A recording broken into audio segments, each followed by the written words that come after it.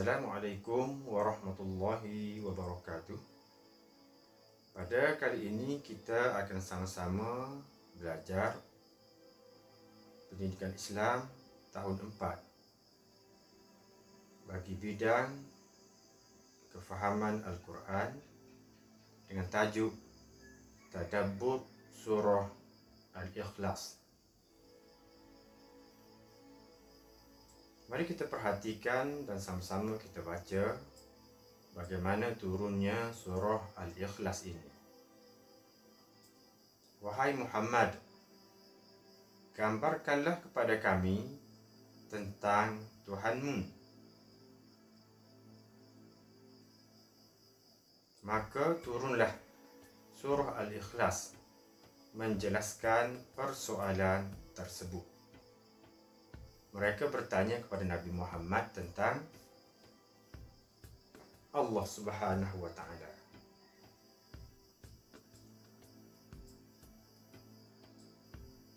Cuba kita fikirkan, bagaimanakah sekiranya Tuhan itu berbilang-bilang? Apa akan jadi kepada bumi dan langit ini? Seterusnya anak-anak, mari kita sama-sama baca dan fahami maksud surah Al-Ikhlas. Mari kita sama-sama baca. Bismillahirrahmanirrahim.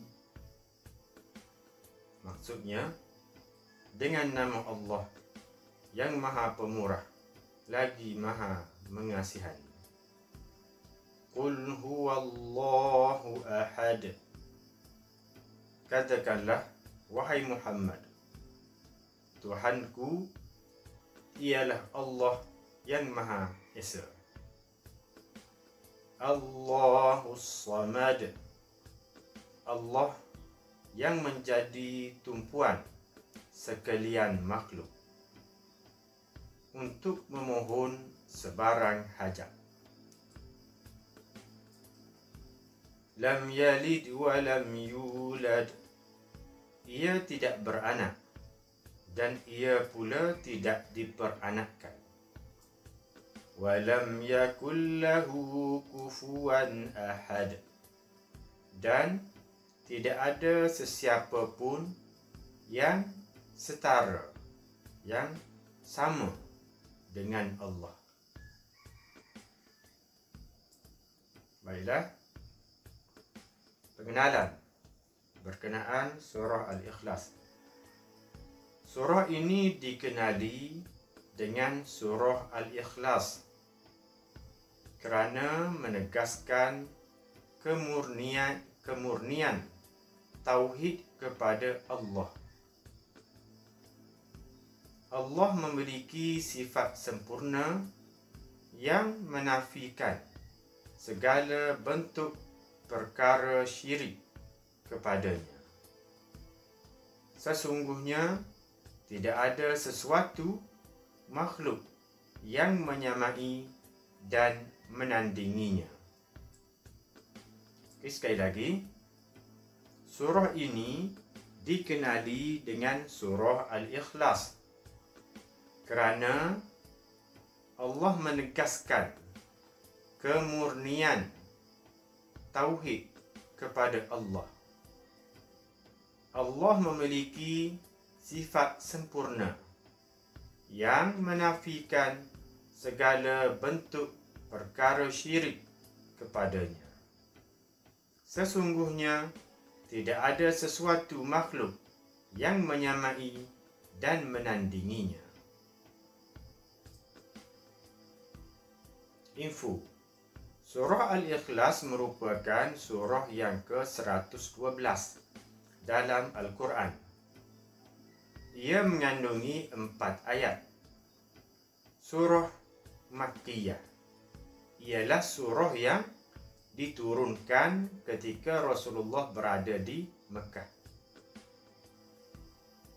Nilai: kita mesti percaya dengan penuh keyakinan akan keesaan Allah.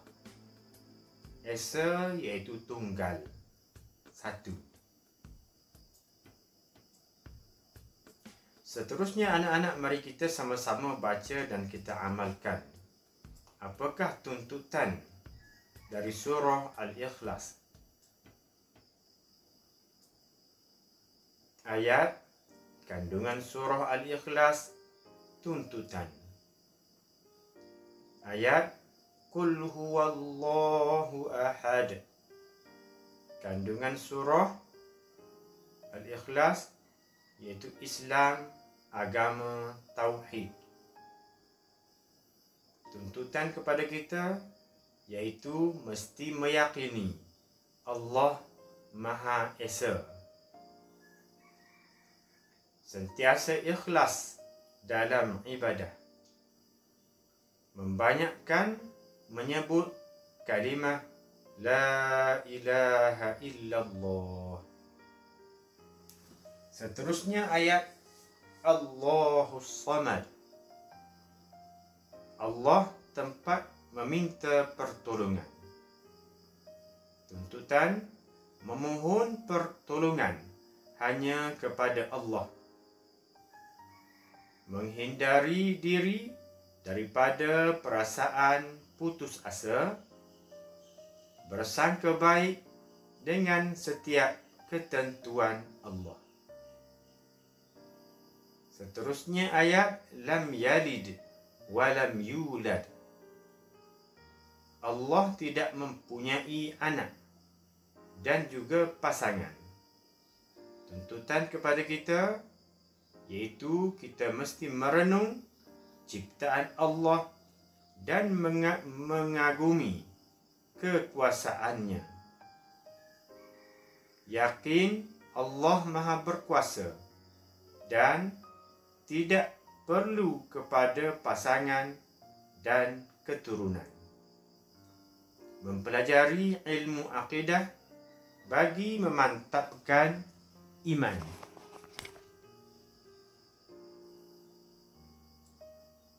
Seterusnya ayat Walam yakul lahu kufuwan ahad. Allah tidak serupa sama sekali dengan makhluk. Tuntutan kepada kita yaitu kita wajib meyakini Allah memiliki sifat-sifat kesempurnaan daripada segala kekurangan. Yang kedua, bersyukur atas nikmat kurniaan Allah. Yang ketiga, menginsafi kelemahan diri kita. Nilai yaitu kita mesti mintalah pertolongan hanya kepada Allah Subhanahu wa taala dengan kita berdoa kepadanya. Seterusnya anak-anak, mari kita sama-sama baca dan kita hayati apakah pula kepentingan surah Al-Ikhlas. Yaitu yang pertama, menguatkan pegangan akidah, kepercayaan kepada keesaan Allah. Kepada Allah ini Tuhan yang satu. Yang kedua, menghindarkan diri daripada segala perbuatan syirik, iaitu menyengutukan Allah, ataupun dengan kita percaya bahawa ada kuasa lain selain daripada Allah yang mentadbir, yang berkuasa di atas muka bumi ini. Yang ketiga, sentiasa berdoa kepada Allah Subhanahu wa ta'ala. Yang keempat,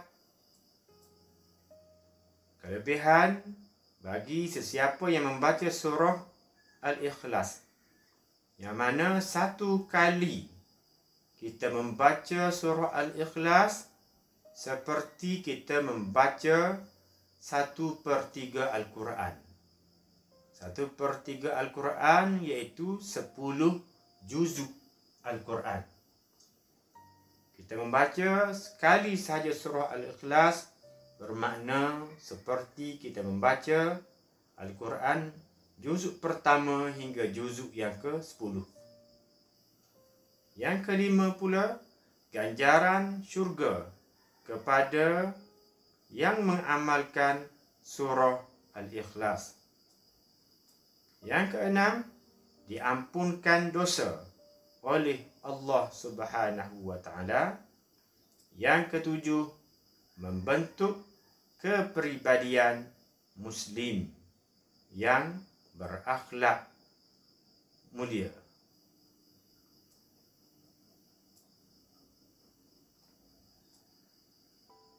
Sebelum kita mengakhiri pembelajaran kita pada kali ini, mari sama-sama kita renungi tazkirah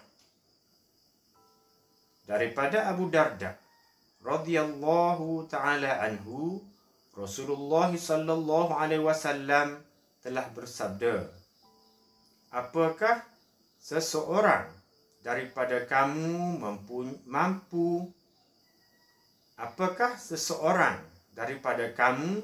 mampu membaca dalam satu malam 1/3 Al-Quran?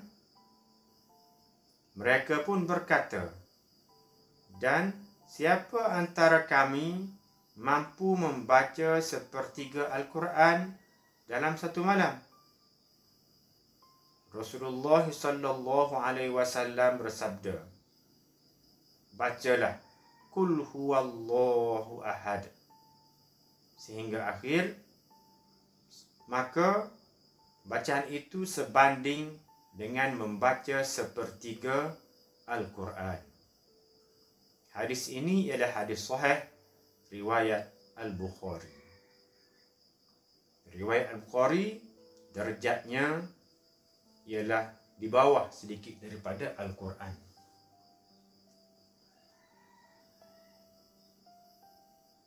Jadi, Ustaz harap agar anak-anak semua dapat memahami pembelajaran kita pada kali ini. Terima kasih kerana menonton dan sama-sama belajar. Jangan lupa subscribe. Sekian, terima kasih. Wassalamualaikum warahmatullahi wabarakatuh.